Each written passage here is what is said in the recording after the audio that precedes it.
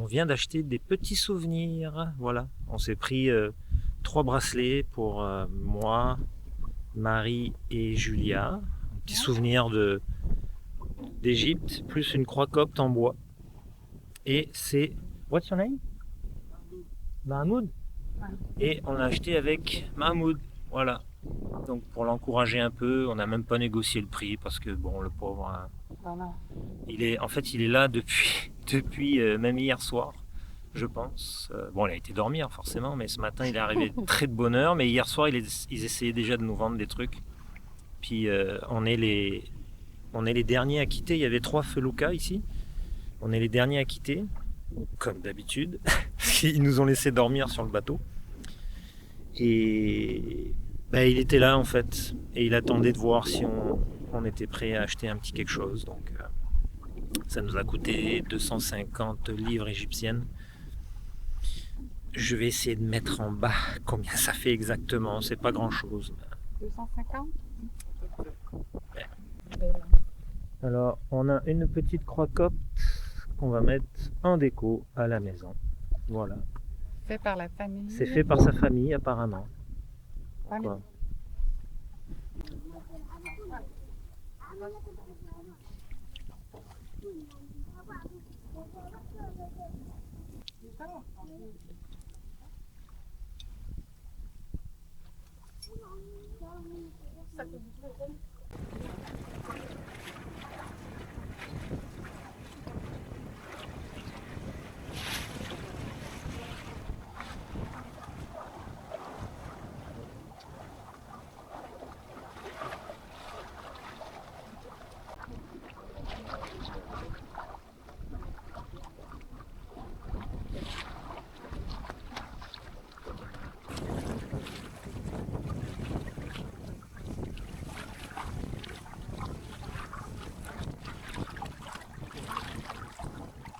Petite expédition de la journée, je pense que ça va être la seule. On part voir le marché des dromadaires. C'est là où se vend, je pense que c'est une fois par semaine, des dromadaires de toutes les environs.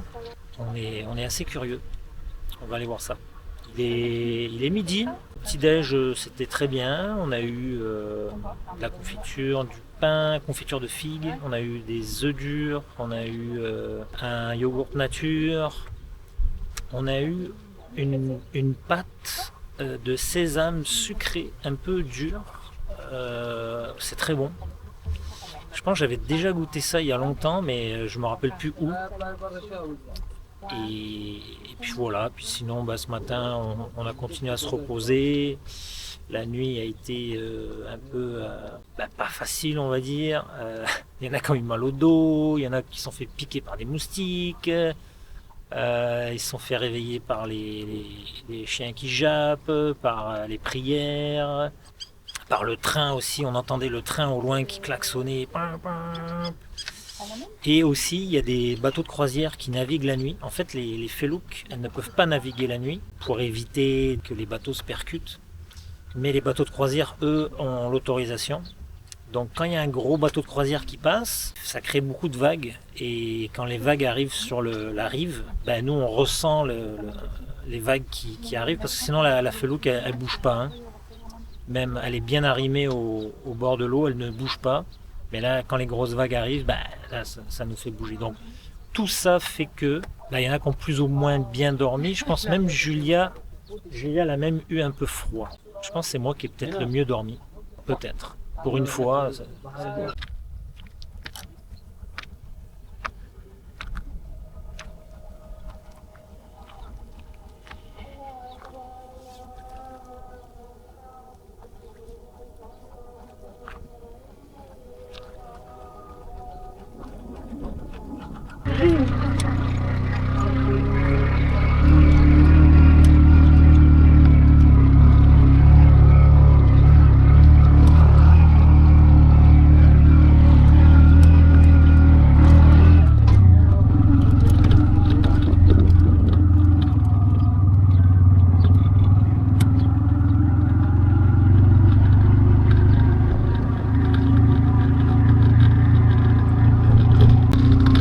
Un peu serré, mais ça va le faire.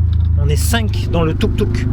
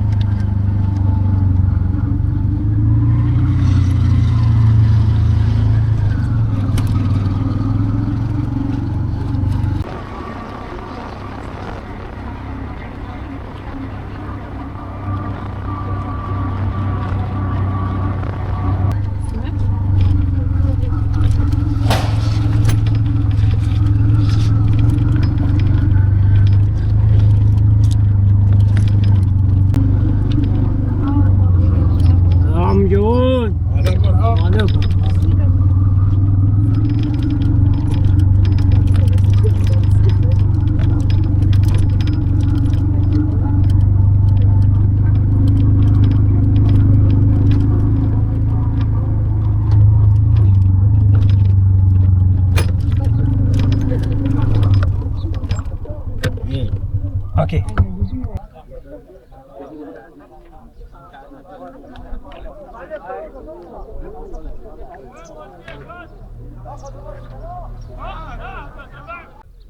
Il y a vraiment beaucoup de dromadaires.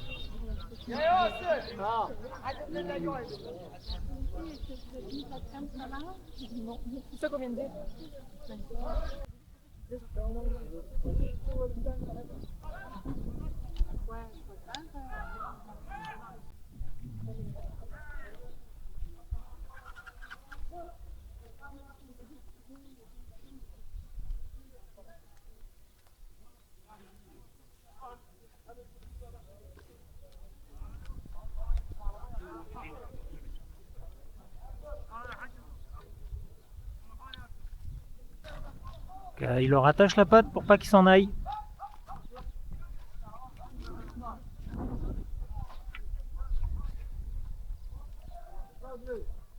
Ben, c'était impossible qu'il leur manque une patte parce que sinon ils les vendraient pas. Bah oui.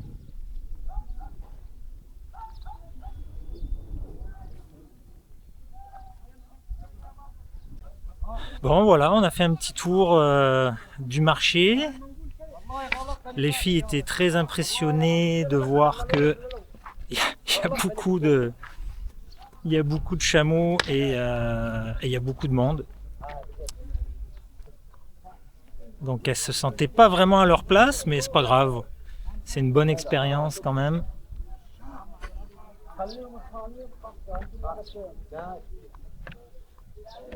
Et on est tombé sur un monsieur qui a voulu prendre des photos avec nous. Comme on s'y attendait, on l'a lu, on s'est fait dire. Bah après, il voulait son petit bakshish pour les photos. Donc j'ai voulu donner 40, il m'a dit non. Après j'ai dit combien, il m'a dit 100. Donc j'ai donné 100, $2. Mais bon, on a pu prendre des petites photos avec lui, c'était bien. Et là, on repart avec le tuk-tuk. On a fait le tour du marché. Je sais pas, il y avait des centaines de chameaux quand même, là, de dromadaires, pardon. Et là, on y va.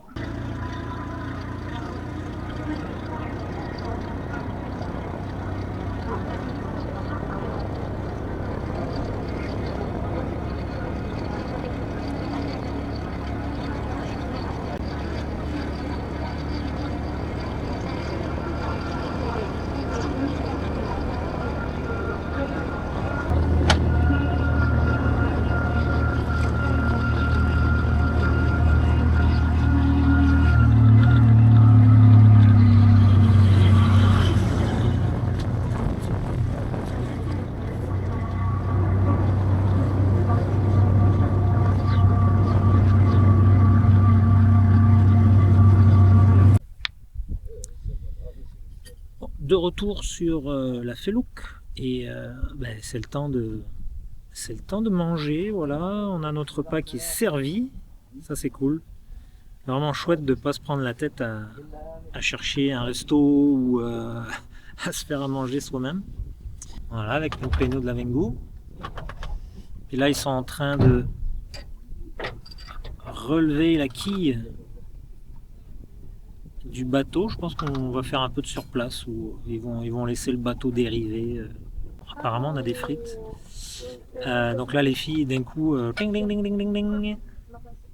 Oh. T'étais pas là ce matin? C'est moi qui étais là. J'étais là, puis à chaque fois qu'il y a Montréal, à chaque fois qu'on veut prendre sa place, avec le poussais. Le truc qui est délire en fait depuis qu'on est parti, c'est que ils font la vaisselle dans l'eau du Nil. Voilà. Donc il faut être avant de venir faire ce trip en Felouka, il faut être un peu immunisé contre l'Égypte et ça passe. Donc, voilà. Donc ce qu'ils font, c'est qu'ils jettent tout dans une poubelle, les déchets alimentaires, et après ils prennent les assiettes, les verres, et ils rincent tout ils passent les bras au-dessus du bateau, ils foutent ça dans le fleuve, et ils rincent, voilà. Pour les autres aussi. Oui, les frites sont laissées pour tout le monde. Parce que là, il n'y en a pas assez pour tout le monde. On va séparer les frites en 4. Mais prends-en toi, Julia, vas-y.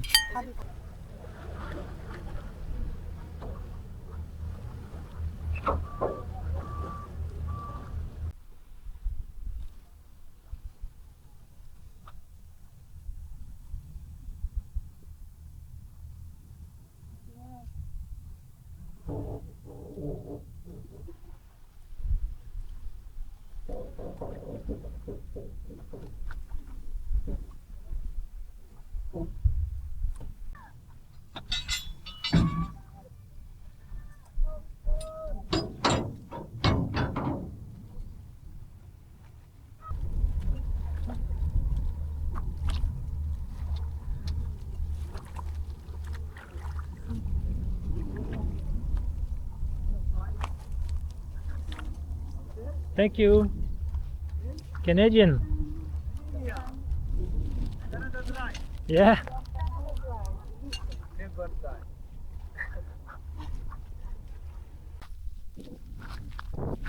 Je sais qu'on va aller voir le bourricot. Normalement c'est gentil un bourricot. Il est pas content lui.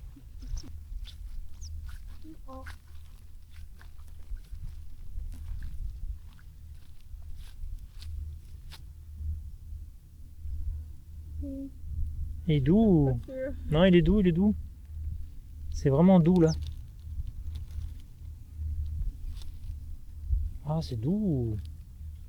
Super doux. Ouais. C'est doux, hein? C'est doux, hein? Il y en a des choses correctes quand tu fais de l'herbe. Ouais.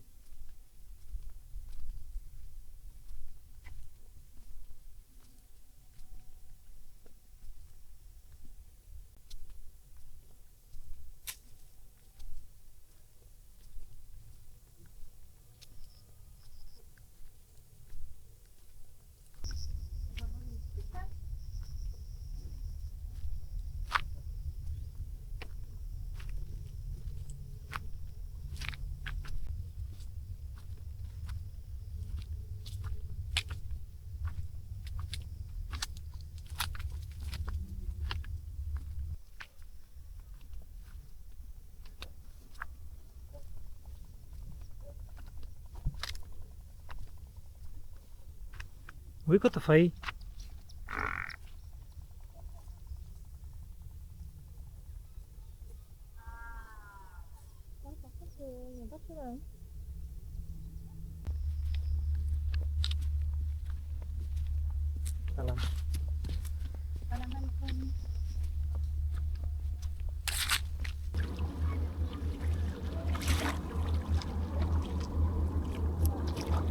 Ouh, c'est frais. Ah. Pas être baigné?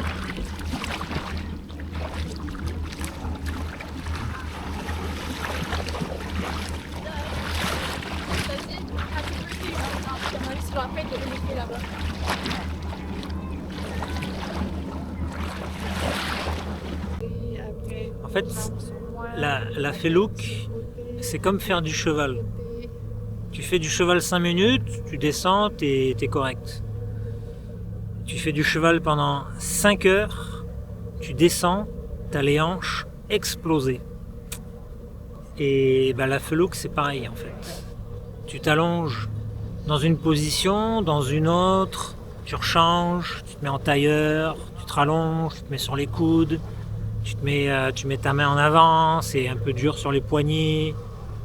Tu dors allongé sur des matelas qui sont à peu près épais de même, mais c'est de la mousse, donc ça s'écrase rapidement. Oui, j'ai remarqué. Mais ça s'écrasait avec mon poids. Ouais, Mais bon, c'est quand même confort. et donc à un moment donné, t'es un peu raqué de pas être habitué à être tout le temps dans ces positions-là, quoi. Ouais, c'est pas des. Dans le fond, c'est pas des positions naturelles. Pour nous. Dans nos pays à nous, c'est pas des positions naturelles. Pour eux, c'est hyper naturel. Ouais, je suis sûr qu'en Asie aussi, ils auraient aucun problème. Mais il y a quand même moyen de s'asseoir, hein. Il y a des bancs où tu peux t'asseoir normalement et à ce moment-là, t'es bien, quoi. Donc on a fait une petite promenade, on a rencontré des bourricots, il y en avait un qui était attaché, le pauvre, il était tout tendu, ils ont fait plein de motifs sur le bourricot, on lui a amené de l'herbe fraîche, donc il était bien content. Et puis après on est parti, en fait on est sur une petite île là, devant nous, c'est là où il y a tous les gros bateaux qui passent. Et on va dire que c'est le côté industriel de l'île. Donc toutes les berges, il y a plein d'endroits où la berge est bétonnée, il y a des roches, bon. Mais de l'autre côté de l'île où on est, alors là c'est ultra naturel. Là il y a rien, il y a plein de végétation dans l'eau, il y a plein d'oiseaux, tout, c'était vraiment cool. Voilà. Et là il y a tout un groupe qui font la fête. Regardez-moi cette lune. Incroyable. C'est moi ta lune. Ah, il y a 2 lunes. Non, il y a un soleil qui est à côté et l'autre côté là-bas il y a la lune. Et quand la lune est sortie, elle était monstrueusement énorme. Et là, elle est quand même toujours assez grosse. Je ne sais pas si on voit ça sur la caméra, mais elle est très très grosse. Et on vient de croiser un groupe de Français. Ils sont passés devant nous, là, tout un troupeau. Moi, j'ai voulu engager un peu la conversation et tout, puis compliqué.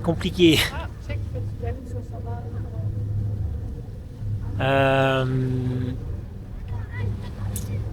En tout cas, ils ont l'air très heureux de leur voyage.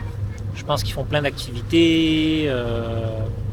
Et tout est organisé par une jeune fille qui a l'air de travailler pour elle-même. C'est son agence, puis elle fait sa pub sur les réseaux sociaux.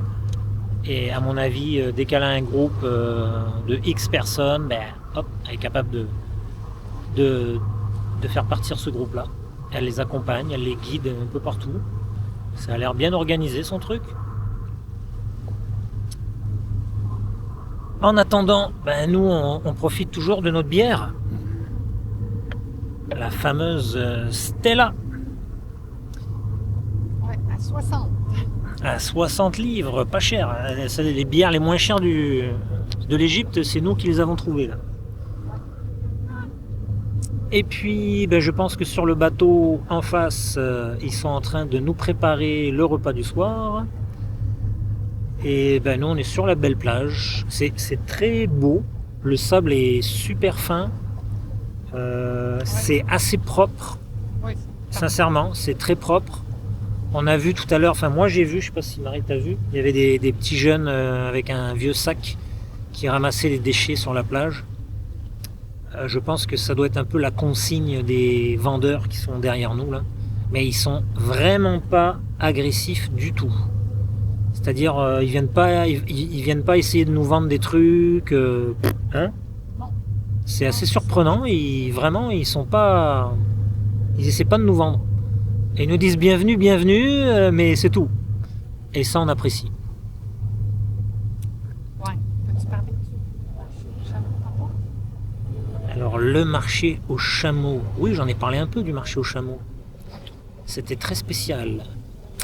Disons que une femme toute seule, elle se sentirait un peu dénudée du regard dans cet endroit-là. Les Et filles n'ont pas trippé. ouais, les filles, on se sentait vraiment pas à l'aise du tout à cet endroit-là. Mais c'était une expérience quand même. Original. Ouais, vraiment spécial parce que ben, voilà, un marché du dromadaire, on voit pas ça tous les jours. On voit ça souvent dans les films, mais vraiment assister à ça, c'est quelque chose. Et je sais pas, il y avait vraiment plusieurs centaines de dromadaires là. Oui, oui. Il y en avait vraiment beaucoup. Et on a même vu à la fin un peu quand on partait, on a vu des gars qui essayaient de faire monter un dromadaire dans une sorte de gros pick-up. Et le dromadaire, il voulait pas. Il se Il s'est fait chauffer les prenait. fesses. Ouais, ils ont chauffé un peu les fesses au dromadaire. Mais il était trop têtu. Moi, si j'avais été lui, je serais vite monté. Hein. Les dromadaires sont attachés comme il y a une de leurs pattes qui est repliée sur elle-même. Fait que Ouais. c'est comme s'ils tiennent sur trois pattes Une patte avant, pour pas qu'il s'échappe. pour pas s'échapper. Ouais. Fait que quand on est arrivé, les filles ont dit ah non, c'est comme il y a un dromadaire Qui a trois manque pattes. une patte. Ou... Puis après, Mais ils sont- on s'est aperçu qu'il leur manquait toute une patte. Ouais, tous. Mais au Maroc, c'est un peu pareil. Non, ça pique. Hop. Voilà. C'est assez surprenant. Sur cette île-là, tout le monde se déplace en bourricot. Hein? Ouais. C'est vraiment... c'est cool. Hello! Ouais, ben moi, en fait, j'avais déjà vu ça, les dromadaires attachés... une patte attachée, repliée et attachée. T'avais déjà vu Ouais, ça? ouais, ouais.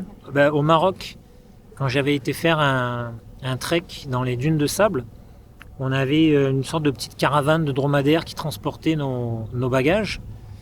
Et le soir, c'est ça qu'ils leur faisaient.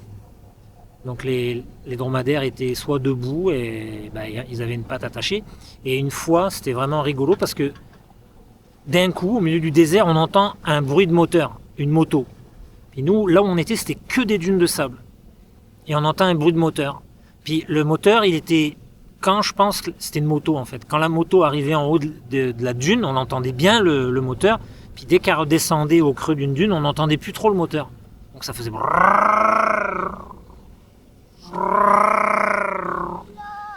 Hello! Thank you! Thank you!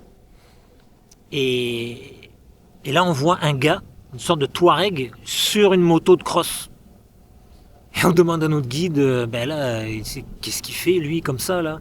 Et il nous dit, bah il a sûrement perdu un dromadaire et là il est en train de le chercher quoi. Ouais. Alors voilà pourquoi il les attache, parce que sinon la nuit, ben, ils quitteraient quoi.